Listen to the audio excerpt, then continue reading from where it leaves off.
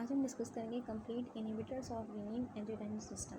होता है कि हमारे पास कि heart failure lead to activation of renin angiotensin system to mechanism. जब हार्ट फेलियर होता है, दिल कमज़ोर होता है, तो हमारे पास ये सिस्टम एक्टिवेट होता है, रेनिन एंजियोटेंसिन सिस्टम। अब इस सिस्टम के एक्टिव होने की दो बहुत बड़ी वजह हैं, दो मेजर रीज़न है, उनको हम डिस्कस करते हैं। क्या होता है पहला reason, increase renin release by juxtaglomerular cells in renin afferent arterioles wants to diminish renal perfusion pressure produced by failing a part and हमारे पास क्या लिखा हुआ है कि हमारे पास एक तो हार्ट वीक हो गया। जब हार्ट वीक है तो जो खून को सही से क्या नहीं कर पा रहा, पंप नहीं कर पा रहा। हार्ट वीक है, खून को सही से पंप नहीं कर रहा। जब पंप नहीं कर पा रहा तो बॉडी के जो ऑर्गन्स हैं उन तक तो सही तरीके से खून की सप्लाई नहीं जा रही। तो किडनी भी क्या है, ऑर्गन है, तो किडनी तक भी क्या नहीं जा रही, खून की सही से सप्लाई नहीं जा रही। इस वजह से क्या होता है, रीनल परफ्यूजन प्रेशर, क्या मतलब, यानी कि किडनी को जो मिलने वाला खून का प्रेशर होता है वो भी कम होता है। अब जब ये प्रेशर कम होता है, किडनी को मिलने वाला खून यानी कि रीनल परफ्यूजन ये कम है, ठीक है, प्रेशर कम है, तो क्या होता है हमारे पास जो किडनी के अंदर क्या होते हैं, किडनी के अंदर होते हैं जुक्स्टाग्लूमेरुलर सेल। क्या होते हैं, जुक्स्टाग्लूमेरुलर सेल। ये सेल होते कहाँ हैं, उस बेसिकली आर्ट्रियोल में होते हैं, जो कि कहलाती है अफेरेंट आर्ट्रियोल। अफेरेंट आर्ट्रियोल मतलब क्या, यानी कि जो खून लेके आ रही है, कहाँ, जो दिल से खून लेके आ रही है किडनी तक, उसको बोलते हैं अफेरेंट आर्ट्रियोल। उसमें क्या होता है, जुक्स्टाग्लूमेरुलर सेल्स होते हैं, ठीक है। अब ये सेल्स क्या करते हैं, ये रेनिन का रिलीज़ बढ़ा देते हैं। जब इनको पता चलता है कि किडनी में क्या हो रहा है, किडनी में खून की सप्लाई कम हो रही है, ठीक है, तो रेनिन का रिलीज़ क्या कर देंगे, बढ़ा देंगे। सेकेंड रीज़न हमारे पास क्या है, renin release by juxtaglomerular cells is prompted by sympathetic stimulation and activation of beta receptor. होता है कि हमारे पास पहला एक्टिवेट होता है हमारे पास sympathetic nervous system. Sympathetic nervous system कब एक्टिवेट होता है, जब body fight and flight mode में हो, यानी कि जब बॉडी स्ट्रेस में हो या जब की कंडीशन में, फिर जब बॉडी को क्या हो, एक्सरसाइज कर रही हो, ठीक है, तो सिस्टम एक्टिवेट हो गया। अब ये सिस्टम क्या करता है हमारे पास, ये नॉरएपिनेफ्रिन को रिलीज़ करता है। नॉरएपिनेफ्रिन किस तरीके से रिलीज़ होती है, norepinephrine basically sympathetic nerve fibres के जरिए। सिंपैथेटिक नर्व फाइबर मतलब क्या, यानी कि जो कि ऑर्गन तक जा रहे हैं, सिंपैथेटिक नर्व फाइबर जो कि ऑर्गन तक जा रहे हैं, ठीक है। नॉरएपिनेफ्रिन को क्या करते हैं, इन नर्व फाइबर के जरिए डायरेक्ट क्या करते हैं, ऑर्गन पे रिलीज़ करवाते हैं, ठीक है। ये जो नॉरएपिनेफ्रिन होती है, ये खून की वेजल्स, ब्लड वेजल्स और ऑर्गन्स पर जाके जहाँ उसको मिलेगा, ये खून के वेजल के ज़रिए ट्रांसफ़र करेगी ना, जाएगी, ठीक है। तो बेसिकली जहाँ इसको अपना रिसेप्टर नज़र आएगा, रिसेप्टर कौन सा, इसका बीटा 1 रिसेप्टर, जहाँ इसको दिखेगा जिस ऑर्गन पे, तो क्या करेगी, उसको स्टिमुलेट करेगी। तो इसका काम क्या हो, कहाँ होता है, बेसिकली बीटा 1 रिसेप्टर पे होता है, ठीक है। अच्छा, लेकिन ये खून के ज़रिए जा रही है या नर्व एंडिंग के ज़रिए जा रही है, तो काम सिर्फ उन्हीं जगहों पे करेगी जहाँ इसको रिसेप्टर मिलेगा, ठीक है। लेकिन ये ब्लड वेसल के ज़रिए जा रही है, फिर नर्व एंडिंग के ज़रिए जा रही है, वो मसला नहीं है, लेकिन काम ये बीटा 1 रिसेप्टर को स्टिमुलेट करके करेगी, ठीक है। और बीटा 1 रिसेप्टर होते कहाँ है हमारे पास, एक होता है हार्ट में, दिल में होता है, ठीक है, जो कि कॉन्ट्रैक्शन को क्या करता है, बढ़ाता है। और दूसरा हमारे पास होता है किडनी में। किडनी में कहाँ होता है, जुक्स्टाग्लूमेरुलर सेल्स में होता है, यानी कि किडनी की जुक्स्टाग्लूमेरुलर सेल्स में होता है, क्या करता है, रेनिन को रिलीज़ करवाता है। तो हमारे पास दो जगह पर होता है बीटा 1 रिसेप्टर, ठीक है। हुआ क्या, हमारे पास किडनी तक क्या आई, हमारे पास अफेरेंट आर्ट्रियोल, ठीक है। अफेरेंट आर्ट्रियोल यानी कि वो आर्ट्रियोल जो कि किडनी तक खून की सप्लाई कर रही थी, ठीक है। उनमें क्या थे, जुक्स्टाग्लूमेरुलर सेल्स, ठीक है। अब रेनिन रिलीज़ हुआ जुक्स्टाग्लूमेरुलर सेल से, रिस्पॉन्स टू बीटा 1 स्टिमुलेशन, ठीक है। जब बीटा 1 ने स्टिमुलेट किया तो हमारे पास जुक्स्टाग्लूमेरुलर सेल से क्या हुआ, रेनिन रिलीज़ हुआ। अब जब रेनिन रिलीज़ होगा, ये रेनिन एक नया सिस्टम स्टार्ट करेगा। उस सिस्टम को कहते हैं हम रेनिन एंजियोटेंसिन एल्डोस्टेरोन सिस्टम, यानी कि RAAS, ठीक है। अब सिस्टम एक्टिवेट हो गया। अब ये क्या करेगा, हमारे पास क्या लिखा हुआ है यहाँ पर, the production of angiotensin two a potent vasoconstrictor and that subsequent, यानी कि अब ये हमारे पास रेनिन ये सिस्टम एक्टिवेट हो गया। रेनिन एंजियोटेंसिन एल्डोस्टेरोन सिस्टम ये क्या करेगा, ये बनाता है एंजियोटेंसिन 2। क्या बनाता है, एंजियोटेंसिन 2 बनाता है। पूरा चेन रिएक्शन होता है, बेसिकली बनता क्या है, लास्ट में एंजियोटेंसिन 2 बनता है। एंजियोटेंसिन 2 क्या है, बेसिकली एक पोटेंट वेसोकंस्ट्रिक्टर है। क्या मतलब पोटेंट, यानी कि बहुत ही ताकत वाला, बहुत ही ताकत वाला क्या है, वेसोकंस्ट्रिक्टर, यानी कि खून की नालियों को कॉन्स्ट्रिक्ट कर देता है, ठीक है। ऐसी थी खून की नालियाँ, अब ऐसी हो जाएंगी, यानी कि ये वेजो कॉन्स्ट्रिक्टर पोटेंट, बहुत ताकत से करता है, ठीक है। और इससे क्या होता है, बेसिकली खून का प्रेशर बढ़ जाएगा। क्या कर जाएगा, खून का प्रेशर बढ़ जाएगा। तो बेसिकली एक काम ये क्या करता है कि वेजो कॉन्स्ट्रिक्टर, यानी कि वेजल को कॉन्स्ट्रिक्ट करता है, जिससे क्या होता है, खून का प्रेशर बढ़ता है। दूसरा काम ये क्या करता है, दूसरा काम ये करता है, ये एल्डोस्टेरोन को रिलीज़ करवाता है। क्या करता है, एल्डोस्टेरोन को रिलीज़ करवाता है बॉडी से, ठीक है। जब एल्डोस्टेरोन रिलीज़ होता है तो हमारे पास क्या होता है, एल्डोस्टेरोन दो काम करता है। एक क्या करता है, वाटर को, और एक सोडियम को, नमक और पानी को क्या करता है, रोक के रखता है बॉडी में, ठीक है। ये लिखा हुआ है हमारे पास। and the subsequent stimulation of aldosterone release that cause salt and water retention. Angiotensin 2 क्या करता है? एंजियोटेंसिन 2 एड्रीनल ग्लैंड जो होते हैं किडनी के ऊपर, उनसे एक हार्मोन रिलीज़ करता है जिसको हम कहते हैं एल्डोस्टेरॉन। एल्डोस्टेरॉन ये एल्डोस्टेरॉन क्या करता है? ये एल्डोस्टेरॉन किडनी को ये सिग्नल देगा कि वो ज़्यादा सोडियम और पानी को क्या करे, बॉडी में वापस रखे, ठीक है, और यानी कि उनको यूरिन के ज़रिए मत निकाले बॉडी से बाहर।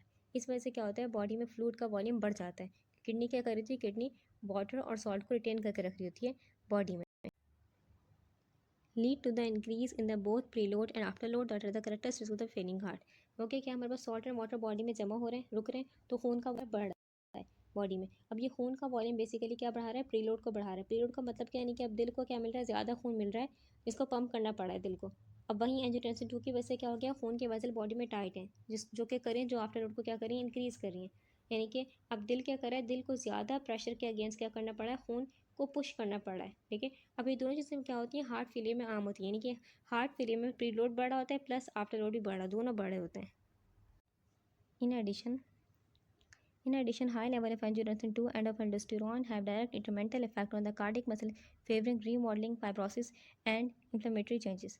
अब सिर्फ प्रेशर बढ़ने के अलावा अगर हमारे पास एंजियोटेंसिन 2 और एल्डोस्टेरोन बॉडी में क्या रहे हैं? एक्टिवेट रहें, लंबे टाइम के लिए एक्टिवेट रहें, तो क्या होता है? मसल को क्या करते हैं? डायरेक्ट नुकसान पहुंचाते हैं। करते क्या है? या हार्ट के मसल को स्टिफ कर देंगे, सख्त कर देंगे, प्लस कमज़ोर कर देंगे और प्लस एबनॉर्मल कर देंगे, ठीक है।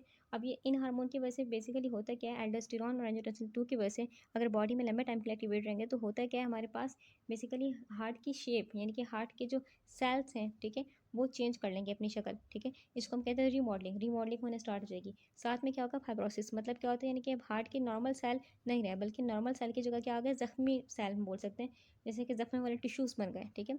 यानी कि बहुत बड़ा हिस्सा क्या, जख्म जख्म जैसा हो गया, ठीक है। अब उसमें क्या हो गया? भी नॉर्मल सेल नहीं है, जख्मों वाले सेल्स हैं, स्कार टिश्यू हैं, तो उनमें क्या होगी? इन्फ्लेमेशन होती है। इन्फ्लेमेशन यानी कि सूजन वाली हालत होती है, ठीक है, जलन होगी, सूजन वाली हालत होगी, इसको हम कहते हैं इन्फ्लेमेटरी चेंजेस रहती हैं। ये दोनों चीज़ें क्या होती हैं? हार्ट फेलियर में होती हैं। Next, angiotensin converting enzyme inhibitor. Angiotensin converting enzyme inhibitor are the agent of choice in heart failure. These drugs block the enzyme that cleavage angiotensin 1 to form the potent vasoconstrictor angiotensin 2. हमारे पास AC drug यानी कि angiotensin converting enzyme inhibitor, ये drug का नाम है, ठीक है। यानी कि वो दवाइयाँ जो कि क्या करती हैं? एंजियोटेंसिन कन्वर्टिंग एंजाइम को क्या कर देंगी? ब्लॉक कर देंगी। इस एंजाइम का काम क्या होता है? इस एंजाइम का काम ये होता है कि एंजियोटेंसिन 1 को कन्वर्ट करना एंजियोटेंसिन 2 में। एंजियोटेंसिन 2 क्या होता है? बेसिकली एक बहुत ही ताकतवर, बहुत ही पोटेंट वैजो कॉन्स्ट्रिक्टर, यानी कि खून की वैजल को क्या करता है? बॉडी में कॉन्स्ट्रिक्ट कर देता है, कॉन्स्ट्रिक्ट। इससे क्या होता है? खून, यानी कि खून का प्रेशर क्या हो जाएगा? बॉडी में हाई हो जाता है। क्यों? क्योंकि जब ये कॉन्स्ट्रिक्ट है वैजल, तो क्या होता है? खून का प्रेशर हाई, ठीक है। अच्छा, अब ये जो हमारे पास इनहिबिटर होते हैं, एंजियोटेंसिन कन्वर्टिंग एंजाइम इनहिबिटर, ये इस काम को ब्लॉक कर देंगे, यानी कि एंजियोटेंसिन 1 एंजियोटेंसिन 2 नहीं बन रहा, ठीक है। These agents also diminish the rate of bradykinin inactivation. क्या मतलब हो? यानी कि एसी इनहिबिटर का एक काम तो क्या है कि एंजियोटेंसिन 1 को एंजियोटेंसिन 2 में नहीं बदलेगा। दूसरा काम क्या होता है? यानी कि ये क्या करते हैं? ये ब्रैडिकाइनिन नाम का एक केमिकल होता है बॉडी में, उसको टूटने नहीं देंगे। ब्रैडिकाइनिन केमिकल टूटेगा नहीं बॉडी में। जब ये टूटेगा नहीं तो इसका अमाउंट क्या हो जाएगा? बॉडी में ज़्यादा हो जाएगा, ठीक है। अब ब्रैडिकाइनिन बेसिकली क्या है? एक वैजोडायलेटर है, वैजोडायलेटर जो कि क्या करता है? वैजल को, खून के वैजल को डायलेट करता है, ठीक है। तो ये इसको बॉडी में क्या करेगा? ज़्यादा करेगा, क्योंकि इसको नहीं टूटने नहीं दे रहा, ठीक है। यानी कि खून की वैसल अब रिलैक्स रहेंगी। आगे करके हमारे पास लिखा हुआ है कि vasodilation occur as a result of the combined effect of lower vasoconstriction cause by diminish level of angiotensin 2 and the potent vasodilating effect of increase bradykinin. अब जबकि हमारे पास ब्रैडिकाइनिन का लेवल क्या हो गया? ज़्यादा हो गया। क्यों? क्योंकि एसी इनहिबिटर की वजह से। एसी इनहिबिटर क्या करें? ये इसको टूटने नहीं दे रहे बॉडी में, तो इसका लेवल क्या है? ज़्यादा है। इसकी वजह से क्या होगा? खून की वजह क्या हो जाएंगी? रिलैक्स हो जाएंगी, ठीक है। इससे ब्लड प्रेशर क्या हो जाएगा? कम हो जाएगा और खून बेहतर होगा। आगे क्या लिखा हमारे पास लिखा हुआ है? By reducing circulating angiotensin 2 level, AC inhibitor also decrease the secretion of aldosterone resulting in decrease sodium and water retention. हमारे पास एसी इनहिबिटर एक और काम क्या करता है? ये बॉडी में एल्डोस्टेरॉन को कम कर देगा। एल्डोस्टेरॉन हार्मोन को क्या कर देगा? कम कर देगा। जब एल्डोस्टेरॉन हार्मोन को कम करेगा तो बॉडी में सोडियम एंड वाटर का रिटेंशन भी क्या होगा? कम होगा। क्यों? क्योंकि एल्डोस्टेरॉन क्या करता है? बॉडी में सोडियम वाटर को क्या करते हैं? रोक के रखते हैं। तो तीन हमारे पास एसी इनहिबिटर एक काम क्या करे? एंजियोटेंसिन 1 को एंजियोटेंसिन 2 नहीं बने देगा। क्यों? क्योंकि इसने इस एंजाइम को ब्लॉक कर दिया। दूसरा काम क्या कर रहा है? ये ब्रैडिकाइनिन का लेवल क्या कर देगा? बॉडी में हाई कर देगा। क्यों? क्योंकि ब्रैडिकाइनिन क्या कर रहा है? बेसिकली खून की वजह को रिलैक्स कर रहा है, ठीक है, इसको टूटने नहीं देगा, ठीक है, ब्रैडिकाइनिन टूटेगा नहीं।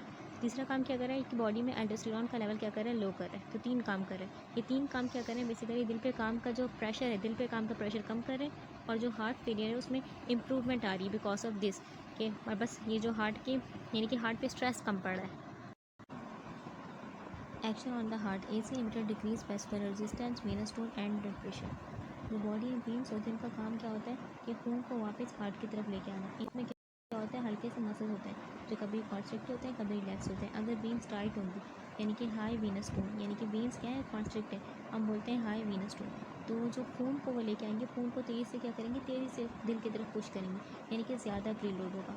ठीक है, अब अगर वेन्स हमारे पास रिलैक्स हैं तो क्या होगा, जो वेन्स में होगा वो ज़्यादा खून क्या हो जाएगा, स्टोर हो जाएगा, जमा हो जाएगा, और जो दिल की तरफ खून लेके आएंगे वो खून का रिटर्न जो होगा स्लो होगा, स्लो खून लेके आएंगे दिल की तरफ, जिससे क्या होगा, प्रीलोड कम होगा, प्रीलोड क्या होगा, कम होगा।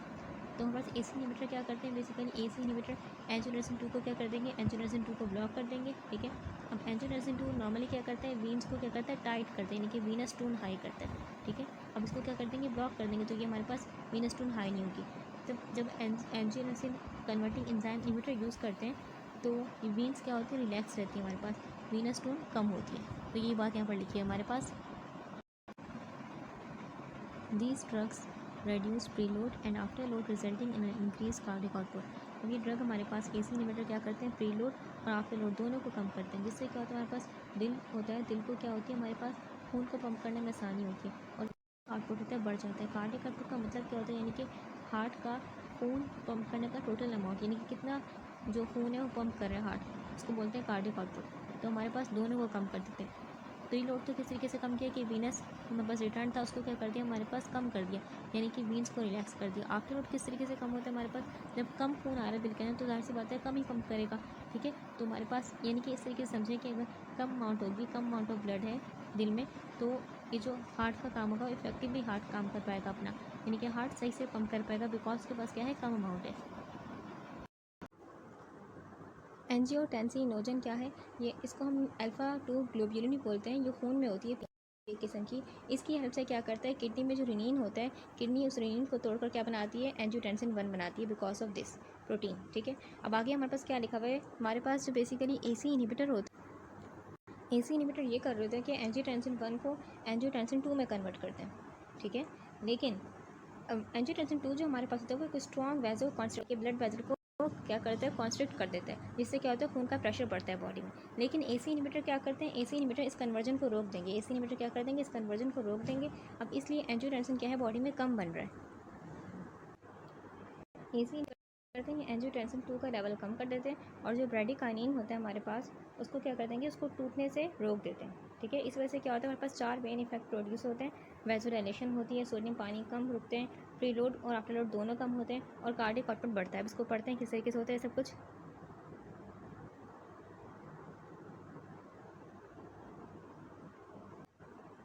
एंजियोटेंसिन 2 क्या करता है, नॉर्मली सिंपैथेटिक नर्वस सिस्टम यानी कि फाइट एंड फ्लाइट सिस्टम को क्या करता है, ज़्यादा एक्टिवेट करता है, लेकिन एसी इनहिबिटर क्या कर देगा, इस इफेक्ट को कम कर देगा। ठीक है, वैसोडाइलेशन और वैस्कुलर स्मूथ मसल, जो एसी इनहिबिटर्स होते हैं वो ब्लड वेसल को रिलैक्स कर देते हैं, यानी कि वैसोडाइलेशन कर देते हैं। इसका मतलब क्या होता है, खून ईजिली फ्लो करेगा और ब्लड प्रेशर थोड़ा कम हो जाएगा। Retention of sodium and water, normally angiotensin 2 और एल्डोस्टेरोन क्या करते हैं, किडनी में क्या करते हैं, सोडियम और पानी को क्या कर लेते हैं, रोक लेते हैं, रिटेंशन कर लेते हैं। एसी इनहिबिटर से क्या होगा, एल्डोस्टेरोन कम बन रहा है, इसका मतलब क्या है, सोडियम और पानी ज़्यादा एक्सक्रीट होंगे, बॉडी में कम रहेंगे। ठीक है, bradykinin level of bradykinin high हो जाएगा। क्या मतलब, एसी इनहिबिटर क्या कर रहे हैं, ब्रेडिकाइनिन को तोड़ने वाले जो एंजाइम है उनको ब्लॉक कर रहे हैं, ब्रेडिकाइनिन नहीं टूट रहा। जब ब्रेडिकाइनिन नहीं टूट रहा तो ब्रेडिकाइनिन का काम क्या होता है, खून की वेसल को रिलैक्स करना, तो खून की वेसल रिलैक्स हो जाएंगी।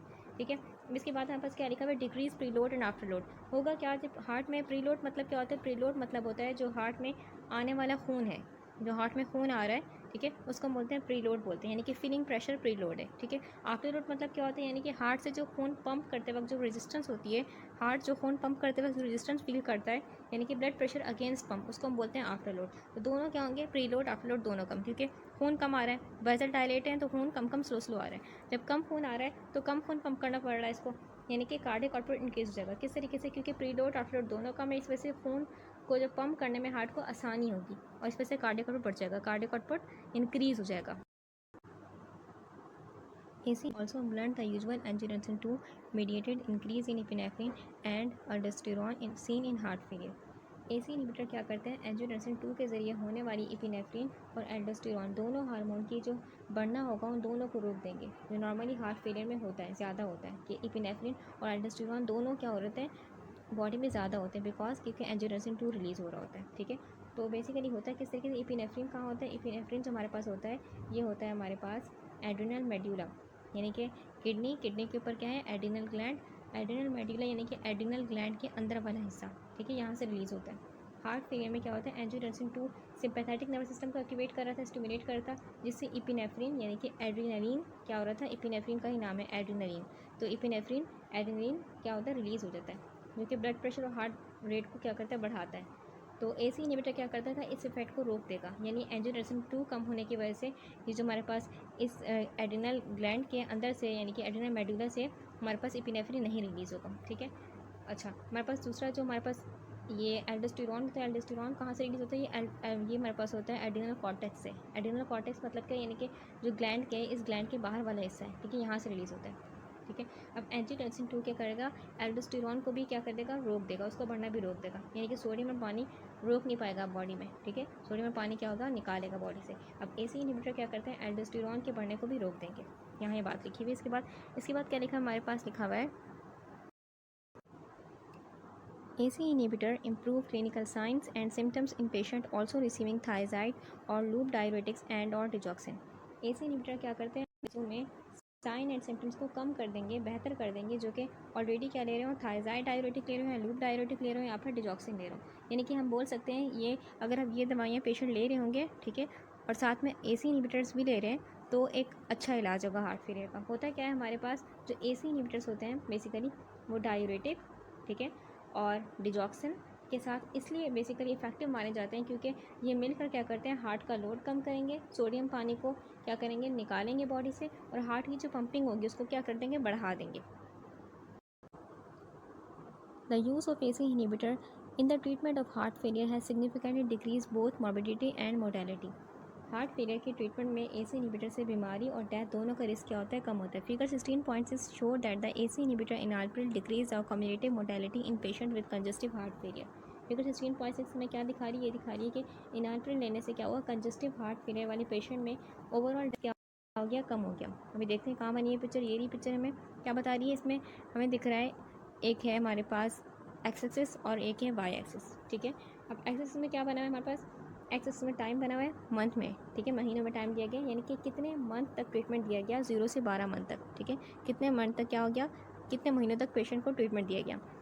वाई एक्सिस क्या शो करिए, हमें ये शो करिए कि कम्युलेटिव मोर्टेलिटी परसेंटेज में दी गई, यानी कि कितने लोग मर चुके हैं, परसेंटेज में बताया गया, 20% मर चुके हैं, 40%, 60%, कितने परसेंट मर चुके हैं। ब्लू लाइन क्या शो करिए, प्लेसिबो बोलते हैं। प्लेसिबो ग्रुप मतलब क्या, प्लेसिबो का मतलब होता है यानी कि दवाई नहीं दी गई, इनको AC इनिबिटर नहीं दिए गए, बस फेक ट्रीटमेंट दिया गया। अब इस ग्रुप में क्या है, डेथ का रिस्क ज़्यादा है, देखें 80 तक जा रहा है, तकरीबन 80 के थोड़े से नीचे। ठीक है, तो इस ग्रुप में क्या है, डेथ का रिस्क ज़्यादा है, यानी कि 12 मंथ के अंदर अंदर लगभग 65 से 75 तकरीबन लोग मर चुके हैं। ठीक है, अब इसके बाद हमें क्या दिया गया, रेड लाइन बताइए, ये बता रही है कि इनालप्रिल दिया गया, इन ग्रुप को क्या दिया गया, इनालप्रिल दिया गया। इनालप्रिल क्या है, AC इनिबिटर है। ठीक है, तो इनकी डेथ रिस्क क्या है, इनकी डेथ रेट बेसिकली बहुत ही कम है, 40 से बहुत नीचे है। ठीक है, तो 12 महीनों के अंदर अंदर सिर्फ बहुत ही कम लोग जो हैं वो डेथ हुए हैं। ठीक है, तो इसका मतलब यह है इनालप्रिल ने क्या है, लोगों की जान को क्या किया है, बचाया है। हार्ट फेलियर के इलाज में बहुत ही ये फ़ायदेमंद है। Reduction in mortality is due to primarily to a decrease in death caused by progressive heart failure। होता है कि हमारे पास AC इनिबिटर से क्या होता है, पेशेंट की डेथ रेट इसलिए कम हो गई, इसका मेन रीज़न ये है कि ये बेसिकली क्या करते हैं, प्रोग्रेसिव हार्ट फेलियर को स्लो कर देगा। मतलब हार्ट क्या हो रहा था, हार्ट फेलियर में धीरे धीरे क्या हो रहा था, वीक हो रहा था, तो जिससे डेथ रिस्क बढ़ रहा था, तो इसने क्या किया, इस हार्ट के धीरे धीरे क्या कर दिया, कम कर दिया, इसलिए डेथ का रिस्क कम हो गया। ठीक है, आगे क्या लिखा है हमारे पास, treatment with enalapril also reduce arrhythmic death, myocardial infection and stroke. Similar data have been obtained with other AC inhibitors. हमारे पास इनालप्रिल देने से क्या हुआ, एरिथमिक डेथ कम हो गई। एरिथमिक डेथ मतलब क्या, एरिथमिया का मतलब होता है यानी कि हार्ट का एबनॉर्मल रिदम। ठीक है, इनालप्रिल देने से क्या हो गया, रिस्क कम हो गया। मायोकार्डियल इन्फेक्शन यानी कि हार्ट अटैक का रिस्क कम हो गया। हार्ट अटैक मतलब मायोकार्डियल इंफेक्शन मतलब होता है यानी कि हार्ट की जो ब्लड सप्लाई ब्लॉक होने का रिस्क वो भी कम हो गया, ठीक है। अच्छा, स्ट्रोक का रिस्क भी कम हो गया। स्ट्रोक मतलब होता है यानी कि ब्रेन में, दिमाग में खून का क्लॉट या ब्लीडिंग का रिस्क भी कम हो गया, ठीक है। Similar data have been obtained with other AC inhibitor. अब सिर्फ ये बात इनालप्रिल की नहीं हो रही, अगर एसी इनहिबिटर ग्रुप में से किसी भी दवाई को निकालेंगे तो सबका क्या होगा, सबके यही बेनिफिट्स हैं। साइड इफेक्ट्स अलग अलग हो सकते हैं लेकिन मतलब बेनिफिट सबके सेम ही है। इंडिकेशंस यानी कि इस्तेमालात। AC inhibitors may be considered for single agent therapy in patients who present with mild dyspnoea on exertion and do not show sign or symptoms of volume overload oedema. AC inhibitors उन मरीजों के लिए दवा के तौर पर दिए जा सकते हैं जिनमें क्या है, हल्की फुल्की सांस फूल रही है, जिनमें हल्का फुल्का सांस फूलने का प्रॉब्लम है, यानी कि उनको क्या है, माइल्ड डिस्निया है, उनका हल्का फुल्का सांस फूल रहा है, वो कहते हैं माइल्ड डिस्निया, ठीक है। अच्छा, यानी कि जब वो काम कर रहे हैं या फिर जब वो थोड़ा सा फिजिकल एक्टिविटी कर रहे हैं, उनका सांस फूल रहा है, ठीक है। और उन पेशेंट में जिनकी बॉडी में पानी जमा नहीं हुआ, यानी कि एडीमा नहीं हुआ, ठीक है, मतलब उनका हार्ट फेलियर का अभी इनिशियल स्टेज है, उनको हम आराम से एसी इनहिबिटर्स अकेले दे सकते हैं, ठीक है। आगे क्या लिखा है हमारे पास, importantly use of AC inhibitors is indicated in patients with all stages of left ventricular failure. क्या मतलब हो, यानी कि जो एसी इनहिबिटर्स होते हैं हमारे पास सिर्फ अर्ली स्टेज में नहीं, बल्कि अगर हार्ट का जो लेफ्ट वेंट्रिकल है, ठीक है, लेफ्ट वेंट्रिकल फेलियर है जो है उसके हर स्टेज में दे सकते हैं, मतलब चाहे हार्ट थोड़ा वीक हो या बहुत वीक हो, या फिर यानी कि जौन सा भी स्टेज है हार्ट फेलियर का, हम उसमें ये वाली एसी इनहिबिटर्स दे सकते हैं, ठीक है। Patient with the lowest ejection fraction shows the greatest benefit from the AC inhibitors, ठीक है। इसका मतलब क्या हुआ हमारे पास, यानी कि जिन पेशेंट का एजेक्शन फ्रैक्शन मतलब क्या होता है, यानी कि उनका खून को पंप करने का जो ताकत है वो कम है, तो उनका जो पंपिंग पावर है बहुत वीक हो, उनको भी एसी इनहिबिटर्स दे सकते हैं, उनको बहुत फ़ायदा होगा। क्यों? क्योंकि ये दवा क्या करेगी, हार्ट का लोड कम करेगी, पंपिंग को क्या करेगी, इंक्रीज़ करेगी, यानी कि कार्डिक आउटपुट को क्या करेगी, इंक्रीज़ करेगी, ठीक है, इसलिए उनको बहुत फ़ायदा होगा इससे। आगे क्या लिखा हुआ है हमारे पास, in heart failure depending on the disease severity, AC inhibitors may be used in combination with diuretic, beta blocker, digoxin, aldosterone antagonist, ठीक है। अब हार्ट फेलियर में अगर बीमारी ज़्यादा सीरियस हो, यानी कि अगर फर्स्ट इनिशियल स्टेज नहीं है, अभी सेकंड थर्ड कौन जौन सा भी स्टेज है, यानी कि इनिशियल स्टेज नहीं है, तो उसमें क्या करते हैं, बहुत सी दवाइयाँ मिक्स करके देनी पड़ती हैं, ठीक है। तो एसी इनहिबिटर अकेली नहीं देंगे उसमें, बल्कि और मेडिसिन भी साथ देंगे। जैसे कि डाययूरेटिक अगर दे रहे हैं तो डाययूरेटिक क्या करती है, बॉडी में से एक्स्ट्रा क्या करेगी, फ्लूइड को निकालेगी, ठीक है। अच्छा, बीटा ब्लॉकर कर रहे हैं तो बीटा ब्लॉकर क्या करेगी, हार्ट रेट को स्लो कर देगी, यानी कि हार्ट को रिलैक्स कर देगी। डिजॉक्सिन दे रहे हैं तो डिजॉक्सिन क्या करेगी, हार्ट की पंपिंग एक्टिविटी को क्या करेगी, इंक्रीज़ करेगी, ठीक है। अच्छा, एल्डोस्टेरोन एंटागोनिस्ट क्या करेगी, हमारे पास ये सोडियम एंड वाटर को क्या करेगी, बॉडी से निकालेगी। आगे क्या लिखा है, patients who have had a recent myocardial infarction also benefit from long term AC inhibitor therapy, ठीक है, ठीक है। इसका मतलब क्या हुआ, यानी कि वो मरीज़ जो अभी जो यानी कि जिन पेशेंट्स को अभी रिसेंटली क्या हुआ है, हार्ट अटैक हुआ है, ठीक है, यानी कि मायोकार्डियल इन्फेक्शन हुआ है, उनको भी एसी इनहिबिटर्स काफ़ी फ़ायदा देती हैं। बेसिकली ये दवाई क्या करती है, उनका हार्ट क्या कर देगी, प्रोटेक्ट कर देगी, महफूज कर देगी, और दोबारा अटैक का रिस्क क्या होगा, कम होगा, ठीक है, क्योंकि ये क्या करेगी, स्लो यानी कि रिमॉडलिंग वगैरह जो हो रही थी उसको रोक देगी। अब इसलिए इसको रिकमेंड किया था कि हार्ट अटैक के फ़ौरन बाद एसी इनहिबिटर्स शुरू की जाती हैं ताकि अब फ्यूचर अटैक से इसको महफूज किया जा सके। It is recommend that AC inhibitors, indications का मतलब वो कंडीशन जिसमें एसी इनहिबिटर्स यूज़ की जा सकती हैं, ठीक है। और लास्ट कंडीशन हमारे पास है कि अगर किसी को क्या हो, हाइपरटेंशन हो। हाइपरटेंशन मतलब क्या, उसका ब्लड प्रेशर हाई है, यानी कि उसकी ब्लड वेसल क्या है, बॉडी में कॉन्स्ट्रिक्ट है, ठीक है, तो उसके इलाज में भी एसी इनहिबिटर्स यूज़ करेंगे। क्यों? क्योंकि एसी इनहिबिटर क्या करते हैं, ब्लड वेसल को रिलैक्स करेंगे तो ब्लड प्रेशर क्या हो जाएगा, ब्लड प्रेशर डाउन हो जाएगा, ठीक है। तो हाइपरटेंशन के इलाज में क्या है, इसको यूज़ करते हैं। नेक्स्ट हेडिंग हमारे पास है फार्माकोकाइनेटिक्स। फार्माकोकाइनेटिक्स का मतलब होता है कि हमारे पास जो दवाई है वो दवाई किस तरीके से बॉडी में ट्रैवल करेगी, यानी कि दवाई लेने के बाद वो बॉडी में कैसे ऑब्जर्व होगी और कैसे डिस्ट्रीब्यूट होगी बॉडी में, और कैसे ब्रेक डाउन होगी, ठीक है, यानी कि इसका मेटाबॉलिज्म वगैरह कैसा होगा, ये सब कुछ, ठीक है। और बॉडी से निकलेगी कैसे, यानी कि बॉडी से स्प्लिट कैसे होगी, सब कुछ हम पढ़ते हैं फार्माकोकाइनेटिक्स में। क्या लिखा हुआ है, all AC inhibitors are adequately but incompletely absorb from following oral administration. होता है क्या हमारे पास कि तमाम एसी इनहिबिटर्स, जब भी हम एसी इनहिबिटर्स लेंगे तो मुंह के ज़रिए लेंगे, ओरल, ठीक है, मुंह के ज़रिए लेंगे। अच्छा, और वो अच्छी मिकदार में क्या हो जाएंगे, बॉडी में एब्जॉर्ब हो जाएंगे, लेकिन 100% एब्जॉर्ब नहीं होंगे बॉडी में, ठीक है, बल्कि उसको कुछ हिस्सा एब्जॉर्ब होगा, ठीक है, और कुछ हिस्सा एब्जॉर्ब नहीं होगा बॉडी में, या तो वेस्ट हो जाएगा या फिर पेट में बेसिकली टूट फूट के ख़त्म हो जाएगा, लेकिन एब्जॉर्ब नहीं होगा खून में, ठीक है, तो यानी कि असर भी नहीं करेगा। तो आगे क्या लिखा है हमारे पास, लिखा हुआ है कि because the presence of food may decrease absorption they should be taken on an empty stomach. अगर आप इसी इनहिबिटर को क्या करेंगे, खाने के फ़ौरन बाद ले लेंगे या फिर खाने के साथ ले लेंगे तो क्या हो जाएगा, बेसिकली वो कम एब्जॉर्ब होगा, ठीक है, इसलिए इसे खाली पेट लेना चाहिए। होता क्यों है कि फॉर एग्जाम्पल आपने खाना खाया, तो खाना जब खाएंगे तो पेट में आपके एसिड भी होगा और फूड पार्टिकल भी क्या साथ होंगे छोटे छोटे, ठीक है। अब ये दवाई के जो मॉलिक्यूल्स हैं क्या करेंगे, ये दवाई के मॉलिक्यूल्स को फूड पार्टिकल और एसिड जो थे ये ब्लॉक कर देंगे। अब दवाई का मॉलिक्यूल फॉर एग्जाम्पल यहाँ है, ठीक है, और ये फंस गया यहाँ पर। अब ये जा नहीं पाएगा इंटेस्टाइन तक, क्योंकि आपको पता है जब इंटेस्टाइन में जाएगा हमारे पास दवाई का मॉलिक्यूल, ठीक है, तो उसके बाद वो जज्ब होगा खून में, यानी कि फिर उसका असर होगा, ठीक है, फिर वो वहाँ से इंटेस्टाइन से जाएगा खून में। तो जब यहाँ पर रस्से में ही इसको क्या फूड पार्टिकल ने ब्लॉक कर दिया, तब ये इंटेस्टाइन तक नहीं पहुँच पाएगा। जब इंटेस्टाइन तक नहीं पहुँच पाएगा तो ये खून में नहीं जा पाएगा, ठीक है। इस वजह से दवाई का कुछ हिस्सा क्या हो गया, ज़ाया हो गया। और फॉर एग्जाम्पल कुछ छोटा सा पार्टिकल था दवाई का, वो तो चला जाएगा यहाँ से घूम घूम के, वो चला जाएगा इंटेस्टाइन में, इंटेस्टाइन से चला जाएगा खून में आराम से। लेकिन अगर बड़ा पार्टिकल तो वो तो वहीं ज़ाया हो गया, ठीक है, रस्से में। अब इसलिए क्या करते हैं, एसी इनहिबिटर्स को खाली पेट लेते हैं ताकि दवाई जो हो फ़ौरन से असर करे। इसके बाद हमारे पास क्या लिखा हुआ है, लिखा हुआ है हमारे पास, अगर हम एसी इनहिबिटर्स के ग्रुप को देखें बेसिकली तो उसमें बहुत सारी दवाइयाँ हमारे पास आ जाएंगी, ठीक है।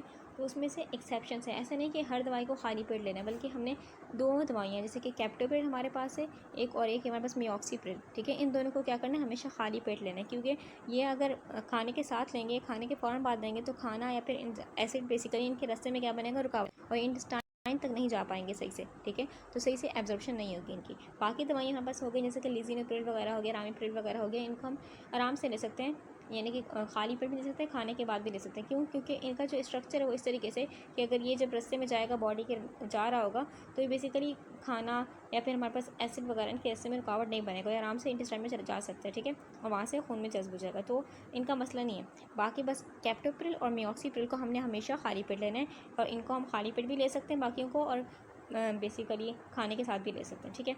अच्छा, फिर आगे हमारे पास क्या लिखा हुआ है, अच्छा लिखा है हमारे पास, except for captopril AC inhibitors are prodrug that require activation by hydrolysis via hepatic enzyme। Captopril के अलावा देखें तो बाकी सारे हमारे पास AC इनहिबिटर्स के ग्रुप में जितने भी ड्रग्स हैं वो सारे क्या हैं, प्रोड्रग हैं। कैप्टोप्रिल क्या है हमारे पास, कैप्टोप्रिल एक्टिव ड्रग है, ठीक है, यानी कि बाकी सब प्रोड्रग हैं AC इनहिबिटर्स के ग्रुप में, मतलब वो काम नहीं करेंगे। प्रोड्रग मतलब होता है वो काम नहीं करेंगे जब तक कि वो बॉडी में जाके लीवर के एंजाइम उनको एक्टिव ना करें, ठीक है, उनको हम बोलते हैं प्रोड्रग। जो पहले क्या थी, इनएक्टिव थी, ठीक है, उन पर कुछ काम होगा वो एक्टिव बनेगी। कैप्टोप्रिल क्या हमारे पास एक्टिव है, कैप्टोप्रिल और लिसिनोप्रिल दोनों बेसिकली एक्टिव हैं, ठीक है, कैप्टोप्रिल और लिसिनोप्रिल दोनों एक्टिव हैं। आगे हमारे पास क्या लिखा हुआ है कि renal elimination of the active moiety is important for most AC inhibitors, an exception being fosinopril. ज़्यादातर ऐसे इनहिबिटर्स क्या होते हैं, बेसिकली वो किडनी के ज़रिए एक्सक्रीट होते हैं बॉडी से, किडनी के ज़रिए यानी कि निकल जाएंगे बॉडी से। लेकिन फोजिनोप्रिल एक ऐसी दवाई है AC इनहिबिटर के ग्रुप की कि ये किडनी और लीवर दोनों से एक्सक्रीट हो सकती है, यानी कि इसकी एक्सक्रीशन दोनों पे डिपेंड करती है। अगर हम बात करें कि लीवर से कैसे एक्सक्रीट होगी, देखिए लीवर में जाएगी तो लीवर के एंजाइम क्या करेंगे, एक्सपैक्ट करेंगे, इसको तोड़फोड़ करेंगे, तो इसका कुछ हिस्सा ज़ाया हो जाएगा और ज़ाया होगा हिस्सा बाइल में भी चला जाएगा, ठीक है, और फिर बाइल जाएगा इंटेस्टाइन में, इंटेस्टाइन से फिर स्टूल के जरिए बॉडी से हम बाहर निकाल देंगे, ठीक है, तो इस तरीके से एक्सक्रीशन होता है, ठीक है। अब अगर किसी की किडनी वीक है तो उसको फोजिनोप्रिल दी जाती है, क्यों, क्योंकि फोजिनोप्रिल किडनी और लीवर दोनों पे इसकी एक्सक्रीशन डिपेंड करती है, ठीक है, तो ये सेफ़ होती है किडनी पेशेंट्स के लिए फोजिनोप्रिल, ठीक है, तो याद रखना हमने बात, ठीक है। बाकी जितने भी AC इनहिबिटर्स की दवाइयाँ हम देखें AC इनहिबिटर्स के ग्रुप के, तो उनकी एक्सक्रीशन किस पे हो रही है, सिर्फ किडनी के जरिए हो रही है, ठीक है, तो उनको ये बाकी दवाइयों को नहीं देंगे किडनी पेशेंट में, बल्कि फोजिनोप्रिल को देंगे क्योंकि ये सेफ़ है, ठीक है। अच्छा, इसके बाद हमारे पास लिखा हुआ है कि plasma half life of active compound very from 2 to 12 hours. Body में जो एक्टिव फॉर्म होती है उसका जो असर होता है उसका आधा असर 2 से 12 घंटे तक रहता है, लेकिन जो AC एंजाइम ब्लॉक होने का इफेक्ट है वो इससे ज़्यादा लंबे टाइम के लिए रहेगा, क्योंकि जब एक्टिव फॉर्म ने क्या कर दिया, एक बार AC एंजाइम को ब्लॉक कर दिया तो जब वक्त गुजर जाने के बाद वो एंजाइम वापस से एक्टिवेट नहीं होता बल्कि थोड़ा टाइम लेता है। इसलिए यहाँ पर लिखा हुआ है हमारे पास, यहाँ पर लिखा हुआ है कि द इनहिबिशन ऑफ AC में बी मच लॉन्गर, इसलिए ये बात लिखी हुई है। फिर आगे क्या बताया हुआ है कि प्लाज्मा हाफ लाइफ क्या होती है। प्लाज्मा हाफ लाइफ का मतलब होता है कि देखिए हाफ लाइफ का मतलब होता है कि दवाई का आधा हिस्सा बॉडी से ख़त्म होने में कितना वक्त लगा। फॉर एग्जाम्पल दवाई हमारे पास थी इतनी, तो इसका आधा हिस्सा जब बॉडी में ख़त्म हुआ तो कितना वक्त लिया उसने, इसको हम बोलते हैं हाफ लाइफ, इसको हम बोलते हैं प्लाज्मा हाफ लाइफ, ठीक है।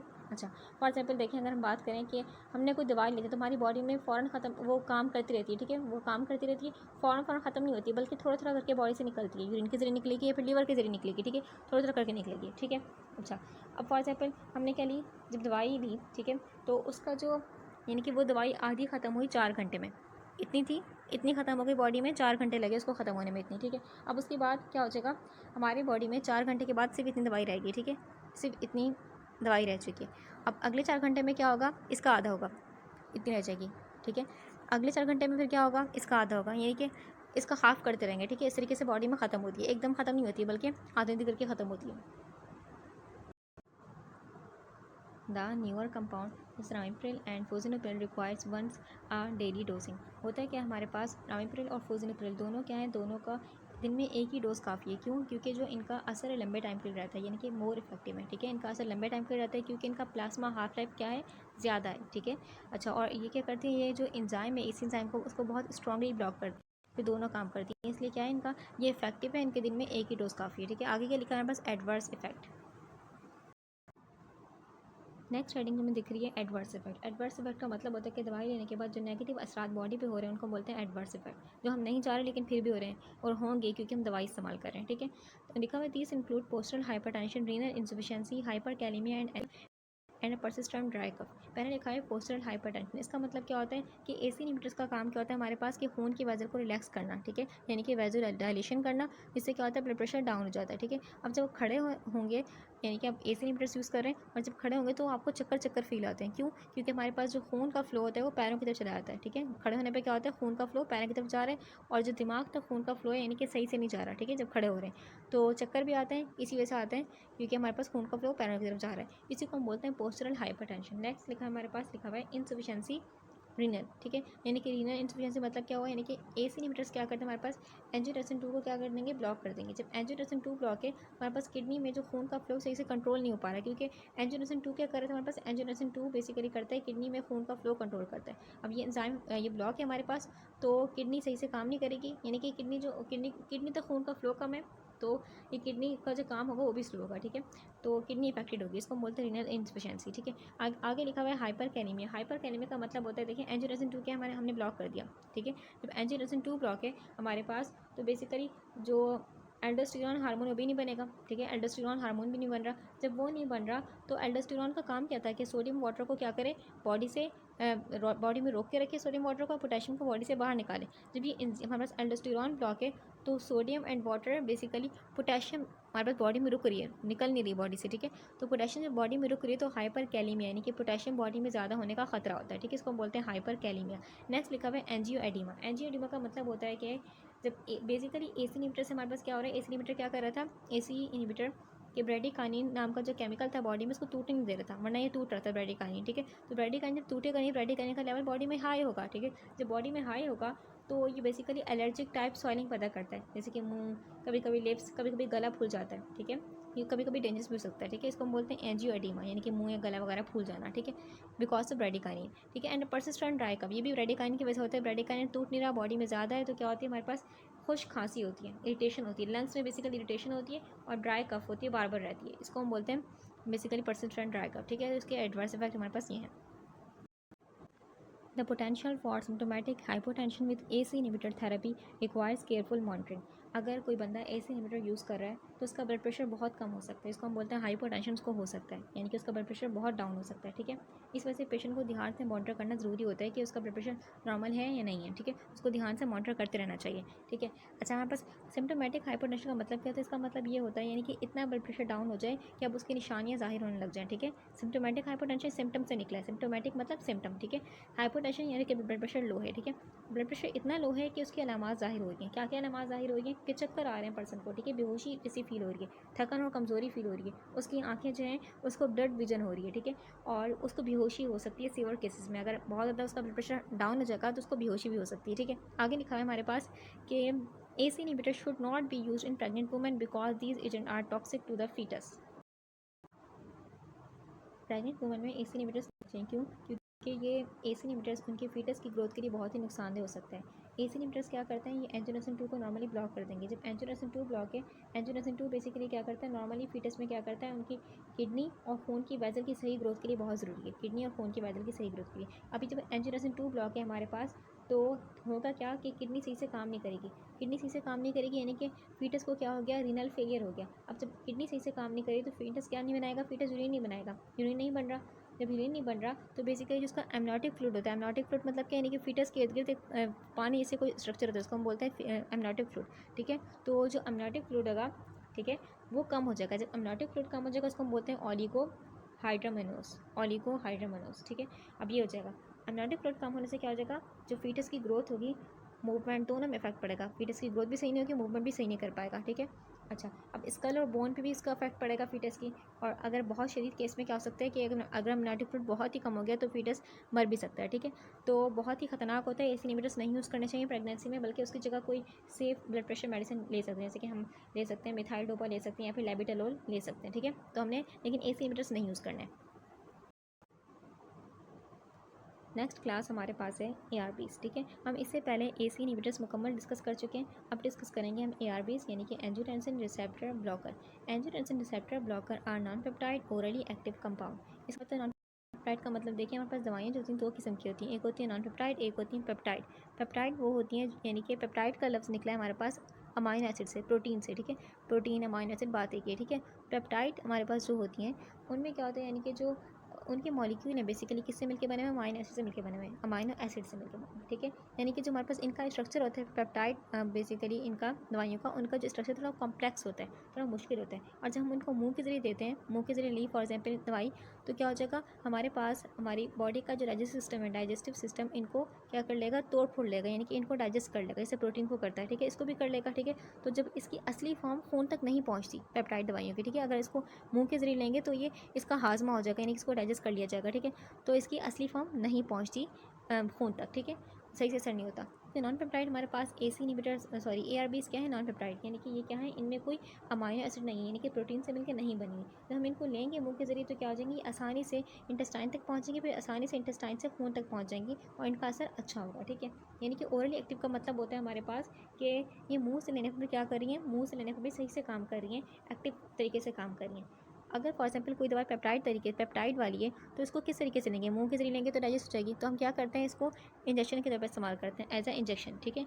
तो जैसे कि एग्जाम्पल हमारे पास है इसकी, क्योंकि अगर हम उसको मुंह के जरिए लेंगे तो क्या हो जाएगी, वो सही से काम नहीं कर पाएगी, स्टमक तोड़ देगा उसको, वो सही से काम नहीं कर पाएगी। अब इंसुलिन हमारे पास एक एग्जाम्पल है, इंसुलिन बेसिकली पेप्टाइड दवाई है, ठीक है, पेप्टाइड हार्मोन है, इसलिए हम इसको एज अ इंजेक्शन यूज़ करते हैं, ठीक है। तो इसको मुंह के जरिए नहीं इस्तेमाल करते हैं इंसुलिन को, ठीक है। जैसे कि हमारे पास ARBs, लोजार्टन हो गया, वल्सटान, ये सारे क्या हैं, बेसिकल नॉन पेप्टाइड हैं, ठीक है। हम इनको मुंह के जरिए भी दे सकते हैं, इसलिए इनकी टैबलेट्स अवेलेबल होती हैं, ठीक है। टैबलेट के हमें काम करते हैं क्योंकि ये आराम से मुंह के जरिए हम दे सकते हैं। that are extremely potent competitive antagonist of the angiotensin type 1 receptor losartan is a prototype drug। क्या लिखा है हमारे पास, देखिए पोटेंट का मतलब होता है यानी कि वो ड्रग, यानी कि बहुत ही पावरफुल ड्रग जो कि कम अमाउंट में, बहुत ही कम डोज में क्या करे, बहुत ही कम डोज में क्या करे, बहुत अच्छा काम करे, उसको हम बोलते हैं पोटेंट, ठीक है। आगे लिखा हुआ है कॉम्पिटेटिव एंटागोनिस्ट, यानी कि वो ड्रग जो कि क्या करे, रिसेप्टर पे काम करे, रिसेप्टर को ब्लॉक कर दे, ठीक है। फॉर एग्जाम्पल इस केस में देखें तो इस केस में क्या आना था, एंजियोटेंसिन 2 ने आना था रिसेप्टर पे, एंजियोटेंसिन 2 ने रिसेप्टर पे आना था, तो इस रिसेप्टर पे कौन आ गया, ARBs बैठ गए, ठीक है। अब एंजियोटेंसिन 2 नहीं आ पाएगा, ठीक है, तो यानी कि वर्किंग स्टार्ट नहीं होगी, यहाँ पर रिसेप्टर को ब्लॉक कर दिया। करता है किस तरीके से, एंजियोटेंसिन हार्मोन जो होता है हमारे पास, इसका बेसिकली एक स्पेशल रिसेप्टर है, रिसेप्टर का नाम हमारे पास होता है AT1 रिसेप्टर। क्या नाम होता है, AT1 रिसेप्टर, ठीक है। अब जब एंजियोटेंसिन 2 इस रिसेप्टर से बाइंड करता है, AT1 रिसेप्टर से बाइंड करता है, तो क्या होता है हमारे पास ब्लड प्रेशर क्या होता है, बढ़ जाता है, और हमारे पास वेजल कॉन्स्ट्रिक्ट हो जाती हैं, एल्डोस्टेरॉन हार्मोन रिलीज होता है, और सॉल्टर बॉडी को अपनी बॉडी पर रोक के रखता है। लेकिन ARBs ने क्या किया, ARBs ने इस रिसेप्टर को ही ब्लॉक कर दिया, ठीक है। अभी सब काम नहीं होंगे, ठीक है। अब लोजार्टन लिखा है हमारे पास, लोजार्टन जो हमारे पास है वो इस क्लास की, यानी कि ARBs की क्लास को देखें तो ये वैसे ARBs में बहुत सारे बस वो थी ड्रग्स थी, इसमें लोजार्टन भी थी। तो लोजार्टन बेसिकली क्या है, ARBs की क्लास की सबसे पहली और स्टैंडर्ड ड्रग है, पहली ड्रग, फर्स्ट ड्रग है और स्टैंडर्ड है। क्यों बोल रहे हैं हम ऐसा, क्योंकि बेसिकली इसको हम इसको कहते हैं प्रोटोटाइप भी कहते हैं, प्रोटोटाइप, यानी कि ये बाद में इस ड्रग पर रिसर्च हुई और ARBs बनाई गई, यानी कि इसी को देखते हुए बनाई गई, ठीक है। तो यानी कि पहली और स्टैंडर्ड ड्रग कौन सी, लोजार्टन है, ठीक है। अच्छा, जैसे बाद में बनाई गई, वेल्सटान बनाई गई, कैंडी सटान बनाई गई, लेकिन फर्स्ट यही थी हमारे पास, ठीक है। ARBs have the advantage of more complete blockade of angiotensin action because AC inhibitor inhibit only one enzyme responsible for the production of angiotensin 2। होता है कि हमारे पास ARBs जो होते हैं उनका फ़ायदा ये है कि ये एंजियोटेंसिन का जो एक्शन उसको कंप्लीट ब्लॉक कर देंगी, जबकि AC इनहिबिटर क्या करते हैं, सिर्फ एक एंजाइम को ब्लॉक करते हैं, वो एंजाइम जो कि एंजियोटेंसिन 1 को कन्वर्ट कर रहा था एंजियोटेंसिन 2 में, ठीक है।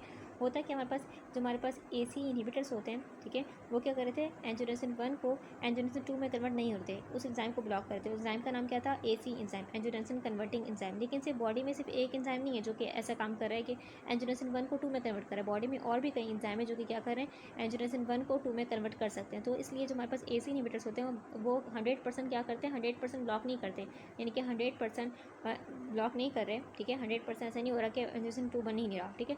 तो इनका एक्शन कंप्लीट नहीं होता। जबकि हम ARBs को देखें तो ARBs क्या करें, ARBs जैसे कि लोजार्टन को उठा लें, किसी भी हम दवाई को उठा लें ARBs के ग्रुप में, तो क्या करें, वो एंजियोटेंसिन 2 का जो रिसेप्टर है उसको क्या करें, ब्लॉक करें, उसको डायरेक्ट ब्लॉक करें। रिसेप्टर का नाम क्या था, AT1 रिसेप्टर, यानी कि AT1 रिसेप्टर को डायरेक्ट ब्लॉक कर दिया।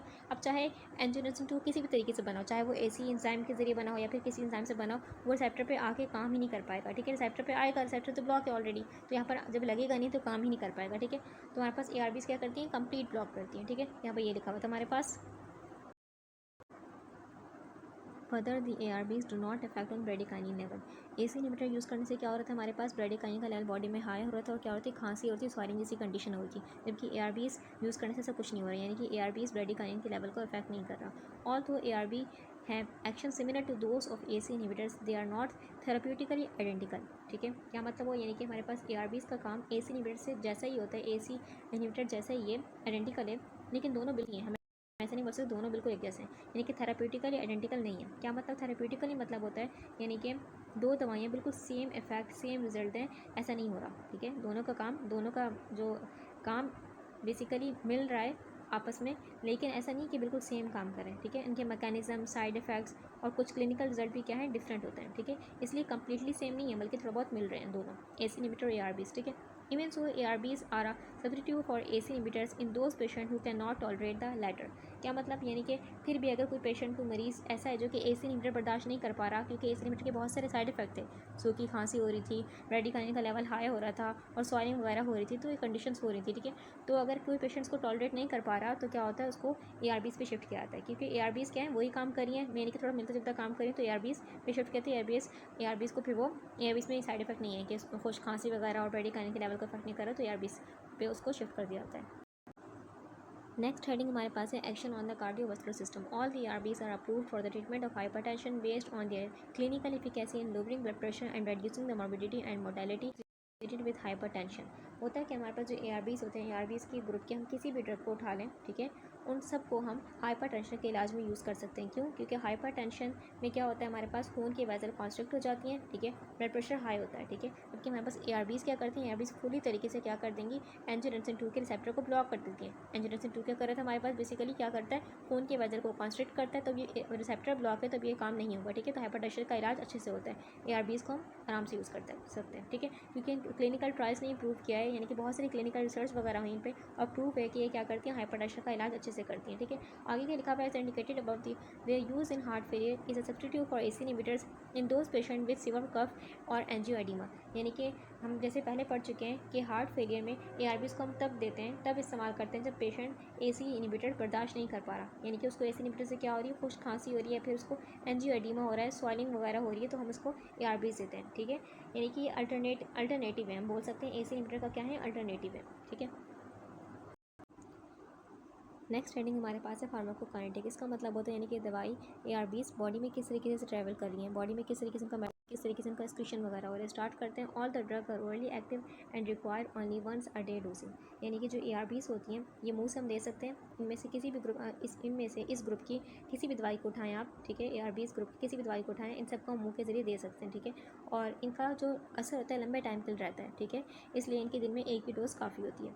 लोजार्टन the first approved member of the class. Losartan ARBs की पहली अप्रूव ड्रग है, यानी कि पहली बार यही बनाई गई थी लोजार्टन, ठीक है। बेसिक दवाई ARBs की पहली लोजार्टन है, ठीक है। बाकी जो ARBs थी वो बाद में इसी को लोजार्टन को देखते हुए बनाई गई थी, ठीक है, बाद में बनाई गई थी। लोजार्टन फर्स्ट है हमारे पास। आगे क्या लिखा है हमारे पास, differs from the other in that it undergoes extensive first pass hepatic metabolism.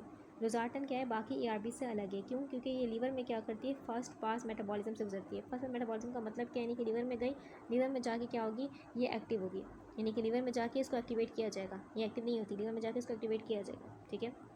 अच्छा, आगे लिखा है हमारे पास, including conversion to its active metabolite. यानी कि लोजार्टन जब लीवर से गुजरती है तो अपनी जो एक्टिव फॉर्म है, यानी कि मेटाबोलाइट में कन्वर्ट जाएगी। लीवर में गुजरी तो लीवर ने इसको तोड़ फोड़ किया, अब ये एक्टिव फॉर्म हो गई, यानी कि मेटाबोलाइट हो गई। अब ये मेटाबोलाइट ही है जो कि क्या करेगी, एंजियोटेंसिन को ब्लॉक कर देगी। ठीक है, एंजियोटेंसिन के रिसेप्टर को बेसिकली ब्लॉक कर देगी। ये हमारे पास इसकी एक्टिव फॉर्म करेगी, ना कि ये। ठीक है, तो जब लीवर से गुजरेगी तो एक्टिव फॉर्म बनेगी, फिर एक्टिव फॉर्म देन रिसेप्टर को ब्लॉक कर देगी। ये बात जो है सिर्फ लोजार्टन के लिए, बाकियों के लिए ये बात नहीं है, बाकी पहले से ही एक्टिव होती है। ठीक है, the other drug have inactive metabolites. Losartan जो है वो लीवर में जाके एक्टिव बनता है, लेकिन बाकी ARBs में जितनी भी दवाइयाँ आ रही हैं वो सारी से ही एक्टिव है। जब वो लीवर में जाएंगे, लीवर में जाके टूटें फूटेंगी, तो वो जो उनके पार्ट्स बनेंगे यानी कि मेटाबोलाइट्स बनेंगे टूट फूट के, मेटाबोलाइट्स जो होंगे वो इनएक्टिव होंगे। ठीक है, और सिर्फ वेस्ट के तौर पर क्या होंगे, बॉडी से निकल जाएंगे। सिर्फ ऑनली लोजार्टन है जो कि लीवर में जाके एक्टिव हो रही, बाकी पहले से ही एक्टिव है। Elimination of metabolites and parent compound occur. होता है कि हम कोई दवाई लेते हैं तो क्या होता है, हमारी बॉडी में वो दवाई पहले अपनी असली हालत में रहती है, उसको हम बोलते हैं पेरेंट कंपाउंड, यानी कि वो दवाई जो कि अपनी असली हालत में। फिर क्या होता है, हमारे पास ये दवाई जाती है लीवर में, लीवर क्या करता है, इसके कुछ हिस्से को, पूरे को नहीं, इसके कुछ हिस्से को तोड़ देता है, तोड़ के बनाता है, यानी कि नई शक्ल बन गई, इसको बोलते हैं मेटाबोलाइट। ठीक है, मेटाबोलाइट दो किस्म के होते हैं, एक होते हैं एक्टिव, एक होते हैं इनएक्टिव। एक्टिव मेटाबोलाइट मतलब क्या है, यानी कि वो जो कि आगे जाके काम करेगा। इनएक्टिव मेटाबोलाइट का मतलब होता है अब ये बेकार है, अभी बॉडी से बस बाहर निकाला जाएगा, अब इसका कोई काम नहीं है, कोई काम नहीं कर सकता। ठीक है, क्योंकि इनएक्टिव मेटाबोलाइट बन गया। ठीक है, अब होता है कि हमारे पास बॉडी क्या करती है, इन दोनों पार्ट्स को, पेरेंट कंपाउंड को भी जो बचा हुआ है अभी, और मेटाबोलाइट को भी, दोनों को क्या करती है, बॉडी से बाहर निकालती है। निकालती किस तरीके से, दो रास्तों से निकालती है। दो रास्ते कौन कौन से होते हैं हमारे पास, एक निकालती है किडनी के जरिए, किडनी के जरिए, यूरिन के जरिए बॉडी से बाहर निकाल देगी। ठीक है, दूसरा रास्ता क्या होता है, लीवर में क्या करती है, लीवर में तोड़ फोड़ करती है, फिर उससे बाइल, बाइल में डालती है, बाइल से बेसिकली यूरिन के जरिए निकल, फेसिस के जरिए निकल जाएगा, सॉरी, लीवर में बाइल, और फिर बाइल के जरिए, फेसिस के जरिए क्या हो जाएगा, बॉडी से बाहर निकल जाएगा।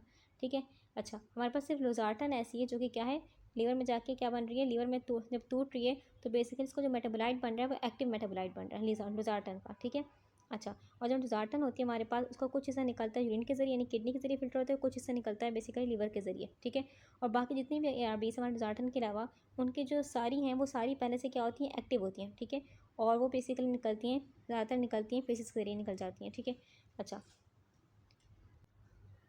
यानी कि वो जो हमारे पास बाकी ड्रग्स जो हैं वो लीवर में उनकी तोड़फोड़ होती है। ठीक है, लीवर के जरिए ही बाइल, और बाइल से फिर फेसिस के लिए निकल जाती हैं बॉडी से। ठीक है, तो अगर हम बात करें आसान तरीके से बिल्कुल, कि ड्रग के दो हिस्से होते हैं, एक होता है असली फॉर्म में पेरेंट कंपाउंड, दूसरा होता है हमारे पास मेटाबोलाइट, दोनों को बॉडी से बाहर निकाल जाते हैं। दो तरीके होते हैं, किडनी के जरिए या फिर लीवर के जरिए। The proportion is dependent on the individual drug, यानी कि ड्रग का कितना हिस्सा निकलेगा यूरिन के जरिए और कितना हिस्सा निकलेगा फीसिस के जरिए, ये डिपेंड करता है कि हर ड्रग का अलग अलग होता है ये हिसाब। ठीक है, अगर ARB के ग्रुप में से किसी भी ड्रग को उठा रहे हैं तो उनका एलिमिनेशन पाथवे थोड़ा डिफरेंट होता है। ठीक है, आगे लिखा हुआ है all are highly plasma protein bound greater than 90% and except for candesartan have large volume of distribution. इसका मतलब क्या हुआ, यहाँ जो है बेसिकली ARB का बहुत ही इंपॉर्टेंट फीचर बयान किए गए, दो फीचर बयान किए गए। पहला क्या लिखा है हमारे पास, लिखा हुआ है कि हाई प्रोटीन बाउंड। क्या मतलब हुआ, देखें, जो हमारे पास ARB होता है उनमें क्या खासियत होती है कि ये खून में जाकर प्लाज्मा प्रोटीन जो होते हैं उनके साथ टाइटली चिपक जाते हैं, और बहुत ही कम हिस्सा जो होता है वो खून में फ्री घूम रहा होता है, यानी कि खून में फ्री जो घूमने वाला हिस्सा है बहुत ही कम है। ठीक है, और हम जानते हैं जो हिस्सा फ्री घूमेगा, फ्री होगा, वही काम करेगा। ठीक है, ये काम करने लग जाएगा अपना। ठीक है, अब जैसे ही हिस्सा कम हुआ खून में तो ये थोड़ा थोड़ा करके रिलीज़ करना शुरू करेगा। ठीक है, प्लाज्मा प्रोटीन का जो चिपका हुआ हिस्सा है वो स्लोली स्लोली रिलीज़ होगा, इसलिए जो हमारे पास ARB का असर होता है वो बॉडी में लंबे टाइम के लिए रहता है। ठीक है, अच्छा, दूसरा क्या लिखा हुआ है, have large volume of distribution. इसका मतलब क्या हुआ, ARB का इंपॉर्टेंट खासियत क्या है कि इनका वॉल्यूम डिस्ट्रीब्यूशन लार्ज होता है। क्या मतलब हुआ, यानी कि ये जो ड्रग होते हैं ये बेसिकली ARB ये खून से निकल कर टिश्यूज़ में जाने की सलाहियत रखते हैं। टिश्यूज़ में जाके क्या होता है, टिश्यूज़ में जाके यानी कि काम करेंगे, टिश्यूज़ में चले जाएंगे, यानी कि सस्टेन रिलीज़ होगा। ठीक है, किस तरीके से, यानी कि जो हमारे पास ARBs होते हैं उनका काम क्या होता है, खून के वेजल के रिसेप्टर पर जाकर इनका काम होता है। ठीक है, तो इनका टिश्यूज़ में जाना बहुत ज़रूरी है। टिश्यूज़ में जाना से हमारे पास ARBs में एक है कैंडी सटान, वो एक्सेप्शन है, वो जाता नहीं है आता टिश्यू में, वो टिश्यू में बहुत कम जाता है, वो खून में ही रहता है। ठीक है, तो लेकिन कैंडी सटान जो है बहुत ही पोटेंट है, बहुत ताकतवर ड्रग है, उसकी छोटी सी डोज भी काम कर जाती है, बहुत ज़्यादा काम कर जाती है। तो कैंडी सटान एक एक्सेप्शन है हमारे पास, और बाकी जितने भी ड्रग हैं वो क्या करते हैं, एक तो खून में रहते हैं। ठीक है, और दूसरा क्या करते हैं, वो टिश्यूज़ में जाने की सलाह रहते हैं, यानी कि टिश्यूज़ में जाके क्या करते हैं, वॉल्यूम डिस्ट्रीब्यूशन लार्ज फराहम करते हैं। ठीक है, तो सस्टेन रिलीज़ वो क्या करते हैं, हमारे पास इफेक्ट देते हैं, थोड़ा थोड़ा करके रिलीज़ करते हैं, थोड़ा थोड़ा करके, यानी कि इस तरीके से क्या होता है, बॉडी में लंबे टाइम तक उनका असर रहता है। एडवर्स इफेक्ट यानी कि नुकसानात। ARBs have an adverse effect profile similar to that of AC inhibitor. ARBs के जो नुकसानात हैं वो AC इनहिबिटर की तरह ही हैं, क्योंकि दोनों का काम क्या है, दोनों फ़ोन की वजह को रिलैक्स कर रही हैं, ठीक है, लेकिन मैकेनिज्म डिफरेंट है, लेकिन काम तो एक ही कर रही है। However ARBs do not produce cough. ARBs cough produce नहीं करती, खांसी, क्यों नहीं करती, क्योंकि AC इनहिबिटर क्या करते हैं, AC इनहिबिटर बेसिकली ब्रैडिकाइनिन को अफेक्ट करते हैं। ब्रैडिकाइनिन का लेवल बॉडी में हाई हो जाता है, इस वजह से क्या होता है, खुश खांसी प्रोड्यूस होती है, ठीक है। ARBs ब्रैडिकाइनिन को अफेक्ट नहीं करती, ठीक है, इसलिए खांसी भी नहीं प्रोड्यूस होती। As with AC inhibitors ARBs are contraindicated in pregnancy.